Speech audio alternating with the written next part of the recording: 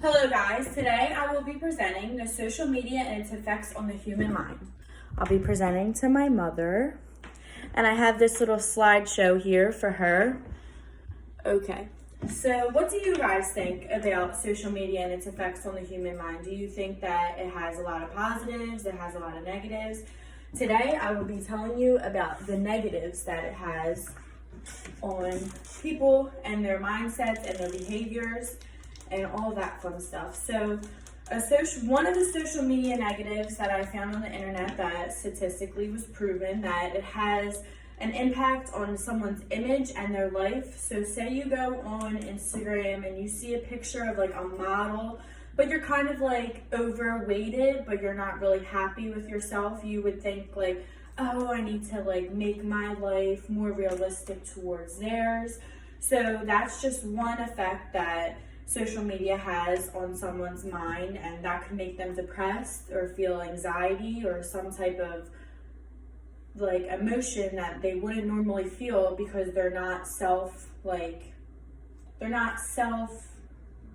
happy. Like they're not happy with themselves because they're going on social media and they see, oh, like this girl's so pretty, like I wish and that's why people do their makeup, and guys go to the gym because they want to be like the big superstars. My next effect I have for social media and its negatives is FOMO. FOMO meaning that people have social media so that they don't miss out on the world. Like, oh, what's going on in California? What's Ellen DeGeneres doing? What everyone needs to know what everyone else is doing. Even with Facebook, if you have your aunt who lives in Nevada, you don't know nothing about anything. So you just go on Facebook and wonder all of that. So you have social media to show you what's going on all around the world, what's going on in China. Right now we have this coronavirus going on. So everyone's addicted to their social media trying to figure out what's going on, what's Trump saying, what's China doing, all this stuff. So that's what FOMO is. Another aspect I have that's negative for social media is isolation. People feel like you go on social media when you're bored, when you have nothing else to do. So you're isolated, and like it's easy for someone who's not self-confident in going out, say you're a little bit overweight or you have acne or you just don't like your self-image. You isolate yourself so you feel like social media is a positive in your life. That's something that you look forward to, you like to go on it makes you feel good. You could also go on there and make yourself something that you're not. You could catfish somebody. You could go on and find images, say me. You could go on and find images of me and make your name like Ashley, but pictures of me and make yourself feel good. Or anybody, a model. So you feel isolated, that makes you sad, unhappy, that affects your brain because you feel like you're not having social interactions with other people. So when you finally go out into the world, you have no like concept of social interaction because you've just been stuck behind a phone screen or a tablet screen. Another effect that social media has that's pretty negative is depression and anxiety. A lot of people go on to like, there used to be this thing called Tumblr where you could find sad quotes and music that can make you really sad. So if you're sitting in your room and you're looking up sad quotes and you're listening to sad music, that just makes you more upset about the whatever you're thinking about that is affecting you. Anxiety, it could bring on a lot of stress. Like if you see your friends going out and having fun, but you have work that night, it'll make you really feel a little bit of like upset and angry that you're not allowed, like you can't go out and enjoy that time because they are.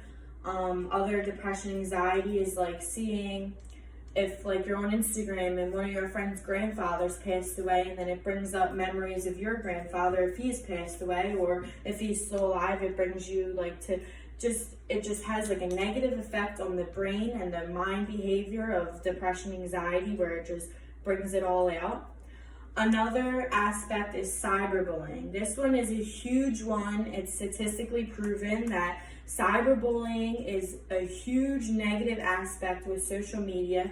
Kids go on there and they're on like Fortnite and Xbox, and there used to be MySpace. People used to use this, in so many ways where they would go online and bully another student or another person because they're behind the screen and they're safe behind the screen.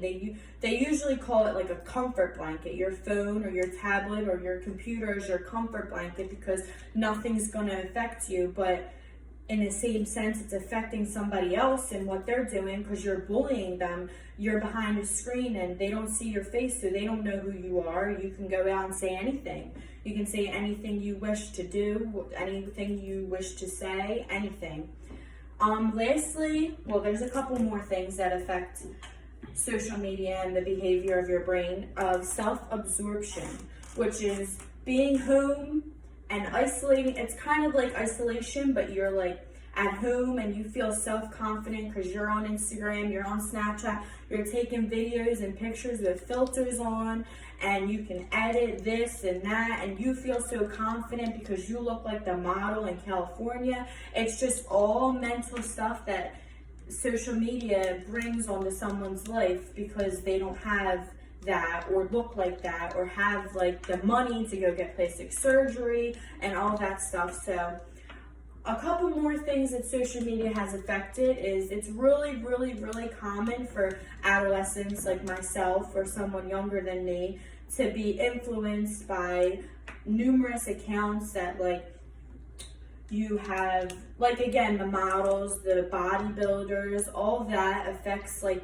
your image and what you look like.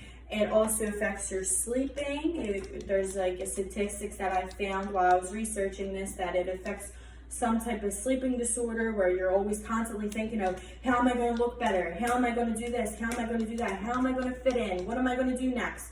All this stuff.